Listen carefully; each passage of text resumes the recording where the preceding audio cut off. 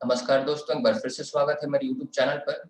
तो global politics जो कि सेमेस्टर 4 के स्टूडेंट्स को पढ़ना है पॉलिटिकल साइंस ऑनर्स में, हम उसके सिलेबस को कंप्लीट कर रहे थे और हमने प्रोलिफरेशन ऑफ न्यूक्लियर वेपन्स को डिस्कस किया था पार्ट 1 में।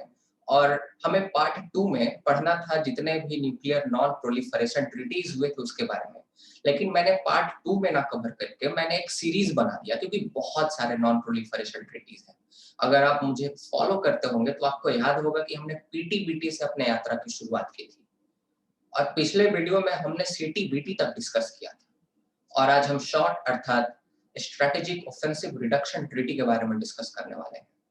मैं थोड़ा सा इसका बैकग्राउंड बता देता हूँ ताकि आपको अच्छे से समझ में आएगा। तो आप जितने भी मैंने लेक्चर्स का नाम लिया, आप मेरे प्लेलिस्ट से जाकर उसको एक्सेस कर सकते हैं। मैं आपको लिंक भी डिस्क्रिप्शन बॉक्स में दे दूंगा। एक चीज मैं और बताना चाहूंगा, जितने भी आपके टेक्निकल टर्म्स होते हैं जैसे स्ट्रेटेजिक ऑफेंसिव आर्म्स, जैसे कि ballistic missile, cruise missile, strategic bomber, nuclear submarine, MIRV missiles, ये सब सारे टर्म्स को मैंने ये जो सीरीज है न्यूक्लियर नॉन प्रोलिफरेशन ट्रीटीज की, इसको शुरू करने से पहले मैंने आपको एक बेसिक कॉन्सेप्ट का लेक्चर दिया था।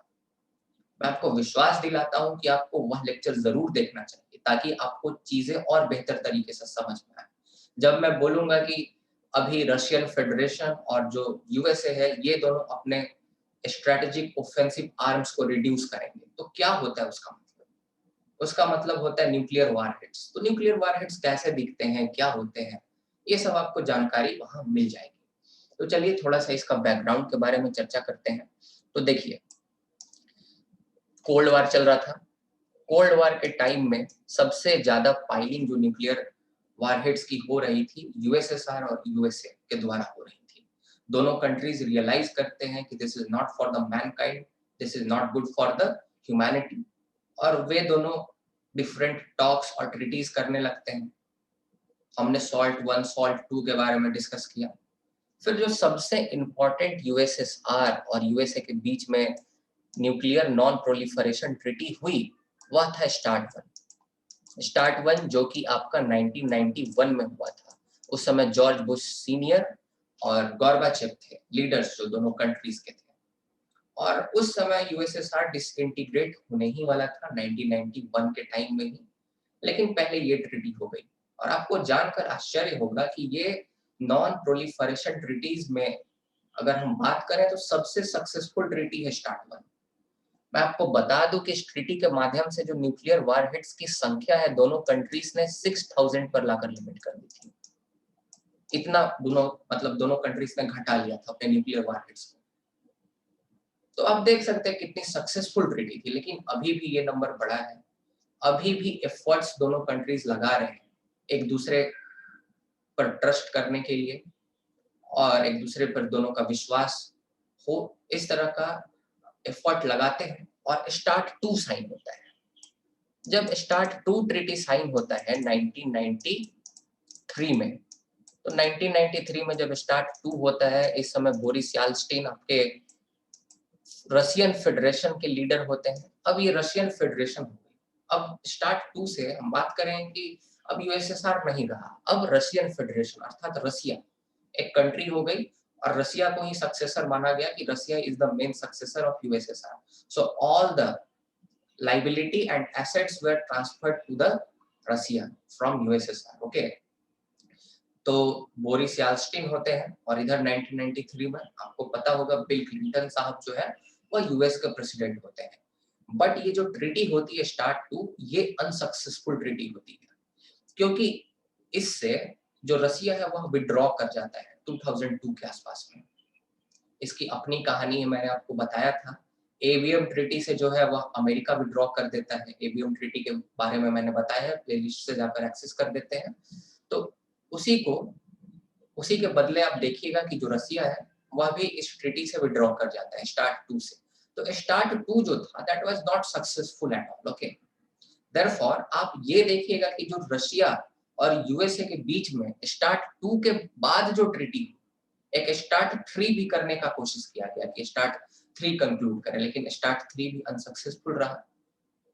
तो कोल्ड वार के बाद यूएसएसआर के डिसइंटीग्रेशन के बाद जो सबसे पहली सक्सेसफुल ट्रीटी हुई यूएसए और रशियन फेडरेशन के बीच में न्यूक्लियर वारहेड्स को कम करने के लिए, रिड्यूस करने के लिए, घटाने के लिए, वह शॉर्ट थी, ओके, एसओआरटी, जो कि 2002 में कंक्लूड की गई, स्ट्रेटेजिक ऑफेंसिव रिडक्शन ट्रीटी। अब आप ये बताइए कि 2002 में जब ये ट्रीटी कंक्लूड की जा रही है तो रशियन फेडरेशन के प्रेसिडेंट कौन है और यूएसए के प्रेसिडेंट कौन है? This is your question, do right in the comment box, okay. और वीडियो के लास्ट में मैं आपको बताऊंगा। चलिए उसके बाद हम देखते हैं। तो जैसा कि मैंने आपको बताया कि स्टार्ट 1 से 6000 तक न्यूक्लियर वारहेड्स हो गए थे।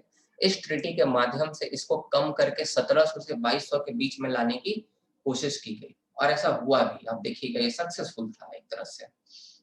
और ये जैसा कि मैंने बताया यूएस और रशियन फेडरेशन के बीच में हुई, लिमिट करने के लिए स्ट्रेटेजिक ऑफेंसिव आर्म्स को। और इसको हम लोग ट्रीटी ऑफ मॉस्को के नाम से भी जानते हैं क्योंकि ये Moscow which is the capital of Russia, वहां पे साइन की गई थी 24 मई 2002 को। उसके बाद जो यूएस सीनेट है, जो यूएस कांग्रेस, जो कि नाम है आपका यूएसए के पार्लियामेंट का, उसका जो अपर हाउस है ना, हमारे राज्यसभा की तरह, उसको यूएस सीनेट के नाम से जाना जाता है। तो उसने रेटिफाई किया। उसके बाद स्टेट डूमा, जो कि रशियन पार्लियामेंट है, उसने इसको रेटिफाई किया।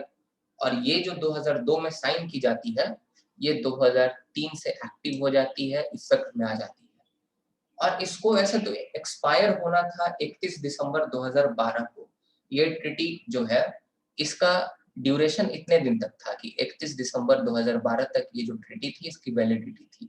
लेकिन ये अपने वैलिडिटी से पहले ही एग्जिस्ट करना खत्म कर देता है। ऐसा इसलिए क्योंकि आप देखिएगा, मैं अगले लेक्चर में इसी के बारे में डिस्कस करने वाला हूँ कि 2010 में आपका न्यू स्टार्ट ट्रीटी साइन होता है।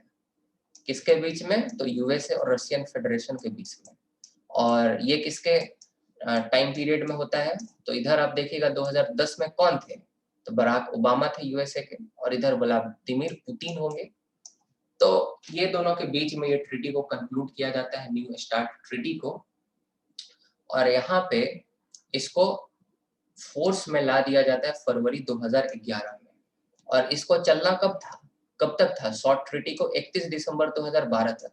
लेकिन जैसा कि जो न्यू स्टार्ट ट्रीटी है ये 2011 में ही शुरू हो गया, इफेक्ट में आ गया, इसीलिए इस न्यू स्टार्ट ट्रीटी ने ये शॉर्ट को सुपरसीड कर दिया, मतलब उसका स्थान ले लिया। और जो शॉर्ट है वह उसी समय एग्जिस्ट करना बंद कर देता है। और उस समय से 2011 से ही, फरवरी से, जब न्यू स्टार्ट को जब इम्प्लीमेंट कर दिया जाता है तो न्यू स्टार्ट शॉर्ट की जगह ले लेता है। तो अगला हमारा लेक्चर होने वाला है न्यू स्टार्ट ट्रीटी पर, ठीक है, जो कि 8 अप्रैल 2010 में साइन किया गया था। इसके बाद हम एक और लेक्चर को डिस्कस करेंगे न्यूक्लियर वेपन फ्री जोन्स के बारे में, कि कौन कौन से ट्रीटीज के माध्यम से न्यूक्लियर वेपन फ्री जोन्स को क्रिएट किया गया। और उसके बाद हमारा ये जो पूरा सीरीज है वो कंप्लीट हो जाएगा। तो बहुत बहुत धन्यवाद। मुझे उम्मीद है कि आपको कॉन्सेप्ट के साथ इस लेक्चर को समझने में आसानी हुई होगी। अगर आपको अच्छा लगा तो do subscribe my channel, please give a thumbs up and share also with your friends and classmate, and if possible then support me through Google pay और फोन पे। बहुत बहुत धन्यवाद दोस्तों, आपका दिन शुभ हो।